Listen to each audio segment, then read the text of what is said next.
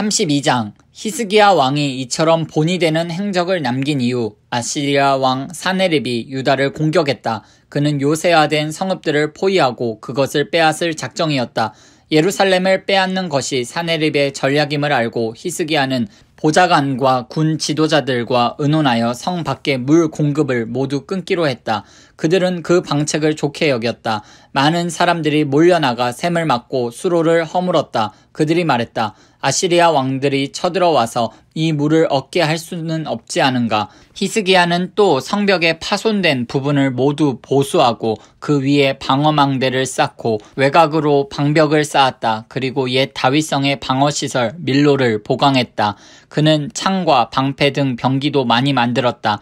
또한 군 지휘관들을 임명하여 백성을 책임지게 하고 그들 모두를 성문 앞 광장에 불러 모았다. 히스기야는 그곳에 모인 백성 앞에서 말했다. 힘을 내십시오. 용기를 내야 합니다. 아시리아 왕과 그의 군대에 겁먹지 마십시오. 우리 편이 그들 편보다 많습니다. 그는 한낱 인간 무리를 가졌을 뿐이지만 우리에게는 우리를 도우시고 우리를 위해 싸우시는 하나님이 계십니다. 히스기야의 말에 백성이 힘을 얻어 사기가 충천했다. 몇 킬로미터 떨어진 라기스에 진치고 있던 사네립이 예루살렘으로 점령들을 보내어 히스기야 왕과 유다 백성에게 이렇게 말했다. 아시리아 왕 사네립이 선포한다. 너희 어리석은 백성아, 너희가 요새라고 부르는 그 예루살렘 안에서 안전할 것 같으냐? 너희는 독 안에 든 쥐다. 히스기야가 너희를 구해줄 것 같으냐? 어리석게 굴지 마라. 히스기야는 그동안 너희에게 거짓말만 늘어놓았다. 하나님께서 우리를 아시리아 왕의 손에서 구원하실 것이다 라는 말은 거짓이다. 너희는 결국 모두 죽고 말 것이다. 지역의 산당들을 모두 없애고 참된 예배 처소는 한 곳뿐이다 라고 한 자가 히스기야 아니더냐. 나와 내 조상들이 이 주변 모든 나라에게 어떻게 했는지 너희는 알지 못하느냐. 내게 맞설 만큼 강력한 신이 어디 하나라도 있었더냐. 나와 내 조상들이 파괴한 모든 나라 중에 내게 맞서 손가락 하나라도 까딱했던 신의 이름을 너희가 하나라도 댈 수 있느냐. 그런데 어째서 너희 신은 다를 거라고 생각하느냐. 히스기야에게 속지 마라. 그런 뻔뻔스런 거짓말을 늘어놓는 그를 그냥 두지 마라. 그를 믿지도 마라. 지금까지 어느 땅, 어느 나라의 신도 나와 내 조상들에 맞섰는데 조금도 도움이 되지 못했다. 하물며 너희의 신이 이길 확률은 얼마나 되겠느냐. 사네립의 부하들은 거리낌 없이 자신의 생각을 쏟아놓으며 하나님과 그분의 종 히스기야를 비방했다. 또한 사네립은 편지를 보내 이스라엘의 하나님을 모욕했다. 어느 나라의 신들도 제 백성을 돕지 못했다. 그들은 무기력했다. 히스기야의 신이라고 해서 나을 것이 없다. 오히려 더 못할 것이다. 사네립의 부하들은 예루살렘 성벽까지 와서 성벽 위에 서 있는 백성에게 히브리 말로 소리쳤다. 그들에게 겁을 주어 사기를 잃고 항복하게 만들려고 한 것이다. 그들은 인간이 만든 다른 민족의 신들에게 하듯이 예루살렘의 하나님을 업신여겼다. 이에 대해 히스기야 왕은 아모스의 아들 예언자 이사야와 함께 기도하며 하늘을 향해 부르짖었다.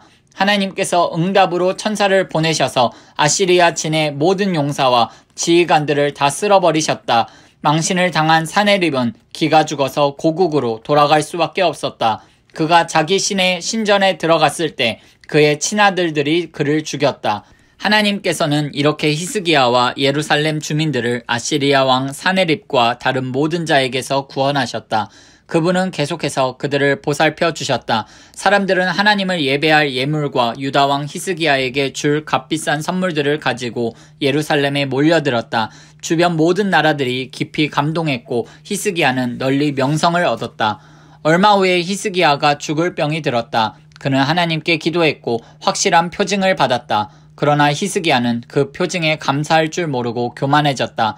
그것이 하나님을 진노케 하여 유다와 예루살렘에 하나님의 진노가 가득 찼다. 그러나 히스기야가 자신의 교만을 회개하고 예루살렘도 그와 함께 했으므로 히스기야가 살아있는 동안에는 하나님께서 진노를 거두셨다. 히스기야는 큰 부귀영화를 누렸다.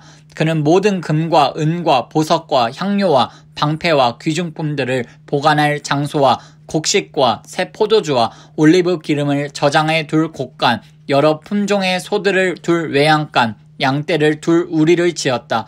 그는 자신을 위해 성읍들을 짓고 양떼와 소떼 보유량도 크게 늘렸다. 하나님은 그를 큰 부자가 되게 해주셨다. 기온샘 위쪽 물줄기의 방향을 틀어서 다윗성 서쪽으로 돌린 것도 히스기야였다.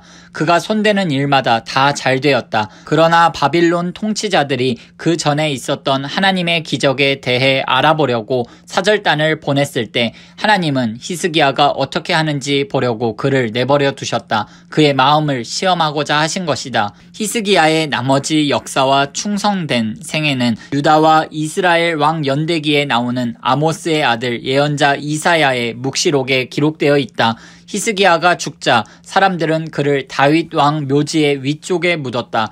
유다와 예루살렘의 모든 사람이 장례식에 참석한 가운데 그는 아주 영예롭게 장사되었다. 그의 아들 므낫세가 뒤를 이어 왕이 되었다.